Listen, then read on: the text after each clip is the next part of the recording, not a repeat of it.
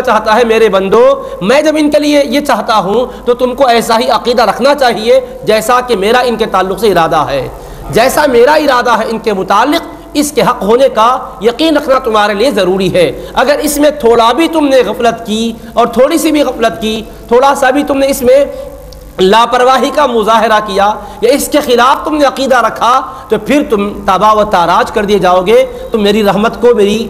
عنایت کو پا نہیں سکو گے۔ انما یرید اللہ لیذھب عنکم رجس اہل البیت، کہ اللہ پاک اہل بیت کے ساتھ یہی چاہتا ہے کہ ہر گندگی کو ان سے دور رکھے۔ اور کون سی گندگی کو دور رکھے اللہ نے اس کا تعین بھی نہیں فرمایا۔ رجس کا لفظ ہے کہ اہل بیت اللہ یہی چاہتا ہے کہ تم سے ہر گندگی کو دور رکھے۔ گندگی کون سی؟ ظاہری باطنی، اللہ پاک نے اس کو یہاں متعین نہیں فرمایا۔ اور عربی زبان کا قاعدہ ہے کہ جب کوئی شے مطلق بول دی جاتی ہے، اس میں کوئی قید اگر نہیں لگائی جاتی ہے تو دوسرے کو حق نہیں ہے کہ وہ اپنی طرف سے کوئی قید لگا سکے۔ اللہ پاک کا کلام رجس کا یہاں ذکر کر کے اس کو مطلق رکھا ہے۔ اے اہل بیت، اللہ تمہارے سے یہی چاہتا ہے کہ ہر گندگی تمہارے پاس نہ آنے پائے، ہر گندگی کو تم سے دور رکھے۔ تو رب نے مطلق الرجس فرمایا ہے تو اخلاق کی گندگی بھی آ گئی، اعمال کی گندگی بھی آئی، عقیدے کی گندگی بھی آئی، فکر کی گندگی بھی آئی۔ جتنی گندگیوں کا انسان تصور کر سکتا ہے وہ ساری گندگیاں رجس میں ہے، اور فرمایا کہ اللہ پاک یہی چاہتا ہے کہ ہر قسم کی گندگی کو تم سے دور رکھے، چاہے فکری گندگی ہو یا عقیدے کی گندگی ہو یا عمل کی گندگی ہو یا نسب کی گندگی ہو یا نسبت کی گندگی ہو، جس قدر خرابیاں ہو سکتی ہے انسان سوچ سکتا ہے، اللہ پاک نے فرمایا ہر قسم کی خرابی کو اللہ یہی چاہتا ہے کہ اہل بیت اس کو تم سے ہٹا کے رکھے، اس کو تم سے دور رکھے اور مکمل طور پر تمہیں پاک و صاف رکھے۔ تو اللہ تبارک و تعالیٰ نے یہاں دو باتیں فرمائی، ایک تو گندگی کو ان سے دور رکھنے کا ذکر کیا، ایک مکمل پاک و صاف رکھنے کا ذکر فرمایا۔ گندگی دور رکھے تو خود بخود صافی پاکیزگی کا تصور آ ہی جاتا ہے۔ کپڑا میلا نہیں ہے کا مطلب کیا؟ صاف ستھرا ہے۔ آدمی بے وضو نہیں ہے کا مطلب باوضو ہے۔ بے طہارت نہیں ہے کا مطلب طہارت والا ہے۔ کسی شے کی نفی کرنے سے عیب کی نفی سے کمال ثابت ہو جاتا ہے۔ گندگی کو اللہ جب دور رکھنا چاہتا ہے فرما دیا، اس کا لازمی معنی کیا ہوا کہ پاک صاف رہیں گے، یہ ستھرا رہیں گے، اچھے رہیں گے، عمدگی کے ساتھ رہیں گے، فکر اچھی ہوگی، عقیدہ اچھا ہوگا، عمل اچھا ہوگا، کردار اچھا ہوگا، ہر طریقہ کار اچھا ہوگا، گفتار اچھی ہوگی، ساری باتیں آ گئی۔ مگر اللہ تبارک و تعالیٰ نے لیذھب عنکم الرجس پر بات مکمل نہیں فرمائی۔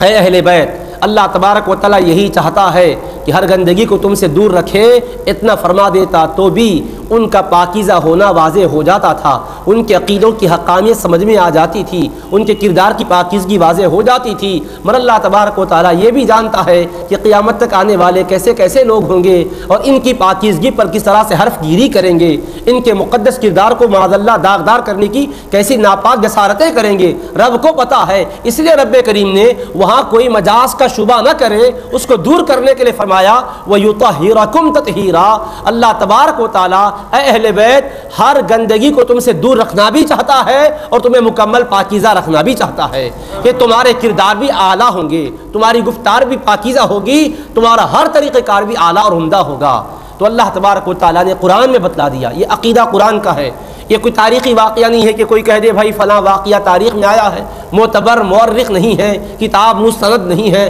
لہٰذا اس کو ریجیکٹ کر دیتے ہیں، یا کربلا کا واقعہ ہوا اس کے بعد تاریخ لکھی گئی، کتنا پیریڈ اس واقعے کے بعد اور تاریخ کے لکھنے میں گزرا، اس عرصے میں شاید کسی نے کوئی اپنے سے یاد نہیں تھی سو چیز کو شامل کر دیا ہوگا، جو یاد رکھنے کی چیز وہ بھلا دیا ہوگا۔ اس طرح کے وہم شکوک شبہات لوگ پیدا کرتے ہیں، تاریخ کے بارے میں شبہات پیدا کیے جا سکتے ہیں، مگر قرآن کی آیت کے بارے میں شبہ پیدا کرنا ایک ایمان والے کسی کا شعار تو نہیں ہو سکتا ہے، اور قرآن کے حکم میں شبہ پیدا کر کے کوئی مسلمان رہ بھی نہیں سکتا ہے۔ تو قرآن اللہ پاک کا کلام فرما رہا ہے، اے اہل بیت، اے حبیب کے گھر والوں، اللہ پاک کی چاہتا ہے کہ ہر گندگی کو تم سے دور رکھے اور مکمل تمہیں پاک اور ستھرا رکھے۔ اس میں کیا بات ہو گئی کہ جتنی بری صفتیں ہیں بالکل یہ صفات ان میں نہیں ہو سکتی، اور اہل بیت کا یہ اطلاق جن پر ہے، ویسے صبح قیامت تک آنے والے سادات یقیناً نسبت گرامی کی وجہ سے معزز مکرم ہے، لیکن احادیث پاک میں آیت تطہیر کے نازل ہونے کے بعد سرور کونین علیہ السلام جن کو اہل بیت کا مصداق قرار دیا ہے وہ کون ہے؟ حدیث پاک کی کلمات ہے کہ رسول پاک علیہ السلام نے حضرت مولا کائنات رضی اللہ تعالیٰ عنہ کو طلب کیا، حضرت فاطمہ الزہرا رضی اللہ عنہ کو طلب کیا، حضرت امام حسن رضی اللہ عنہ کو یاد فرمایا، حضرت امام حسین رضی اللہ تعالیٰ عنہ کو یاد فرمایا، اور ان سب کو اپنی چادر مبارک میں لے کر بارگاہ یزدی میں معروضہ کیا، اللہم ہؤلاء اہل بیتی فاذہب عنہم الرجس وطہرہم تطہیرا، اے مولا یہ میرے اہل بیت ہیں۔ جامع ترمذی میں آقا علیہ السلام کی دعا ہے، اے اللہ یہ میرے اہل بیت ہیں، فاذہب عنہم الرجس، پروردگار ہر گندگی